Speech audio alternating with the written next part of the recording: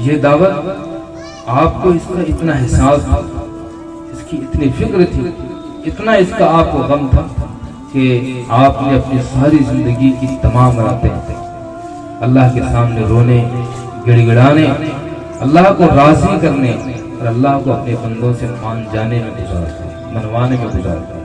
اور اس کے دن کو اللہ کے بندوں کو اللہ سے جوڑنے، اللہ کی طرف بلانے اور اللہ سے ملانے کے لیے صرف کی۔ اسی کے لیے آپ نے طائف میں پتھر کھائے اور آپ لہو لہان ہوئے، احد میں آپ نے اپنے چہرے مبارک کو زخمی ہونا گوارا فرمایا،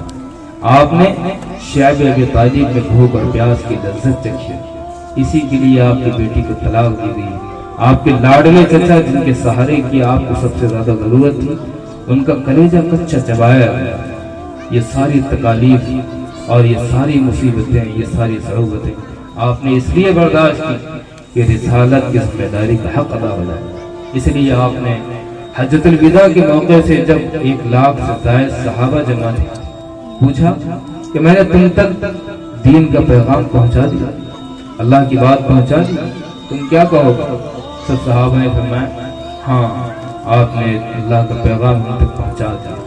نبوت کا حق ادا کر دیا، ہمارے ساتھ خیر خواہی اور نصیحت کا معاملہ فرمایا، نشہد انک قد بلغت وادیت ونصحت، ہم گواہی دیں گے کہ آپ نے یہ سارے کام کاج کر دیے۔ آپ نے اس وقت آسمان کی طرف انگلی اٹھائی اور فرمایا کہ اللہ تو گواہ ہے، اللہ آپ گواہ رہیں، اللہ آپ گواہ رہیں، اللہ آپ گواہ رہیں، یہ امت کیا کہہ رہی ہے؟ جس کام کے لیے آپ نے مجھے بھیجا تھا، میرے پاس ان کی جو امانت رکھی ہوئی تھی، یہ کہہ رہے ہیں کہ میں نے منو عن تک پہنچا دیا، اس کا حق ادا کیا۔ میرے بھائیوں، ہم جب یہ چیلنج کرتے ہیں کہ ساری دنیا کے نبی آپ ہیں، دنیا میں جو انسان جہاں جب آئے گا اس کی نجات میرے اور آپ کے پیغمبر حضرت محمد رسول اللہ صلی اللہ تبارک و تعالی علیہ وآلہ وسلم کی شریعت میں ہے، تو پھر کون انہیں بتائے گا کہ یہ نبی تمہارے نبی ہے،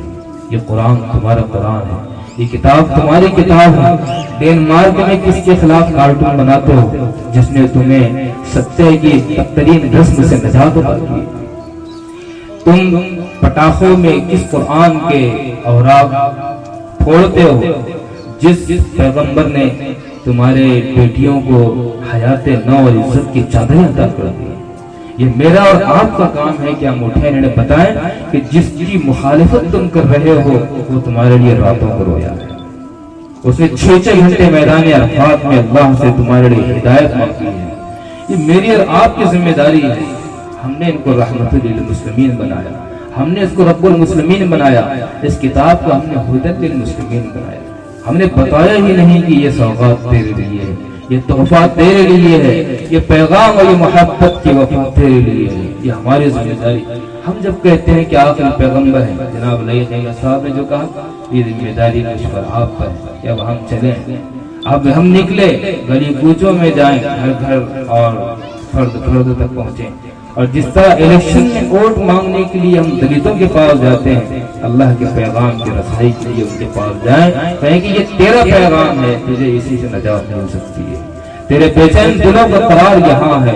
آجا میرے بھائی آجا، سینے سے لگا لے اسے، جیسے ڈاکٹر کو ہم سینے سے لگاتے ہیں کہ ڈاکٹر صاحب آپ کو بہت احسان، آپ نے اپنے پیشنٹ سمجھ کر کام کیا، ہم اس ڈاکٹر کو سینے سے لگا لیں، ڈاکٹر صاحب آپ بیمار تھے اور ہم ڈاکٹر تھے، ہم نے آپ کا حق ادا نہیں۔ یہ میری اور آپ کی ذمہ داری ہے۔ اگر ہم نے نماز پڑھا، روزے رکھا، حج ادا کیا، زکوٰۃ ادا کی، قرآن کے حلال و حرام کو حلال و حرام سمجھا، اس کے مطابق عمل کیا اور دعوت دین کو چھوڑ دیا، اس کے باوجود بھی ہم صرف قرآن کے 10% حصے پر عمل کرنے والے ہیں۔ سب کچھ کرنے کے باوجود، تہجد گزار ہونے کے باوجود، 24 گھنٹے قرآن میں کھونے کے باوجود، صرف ایک کام دعوت دین جس کا چھوڑنا ہماری زندگی میں رہا، ایسا ہے جیسے ہم نے قرآن کے 90% حصے کو چھوڑ دیا۔ آپ کی حیات طیبہ کو اگر دیکھیں، سیرت طیبہ کو اٹھا کر، تو آپ کی حیات طیبہ کا 90% حصہ دعوت دین میں گزرا،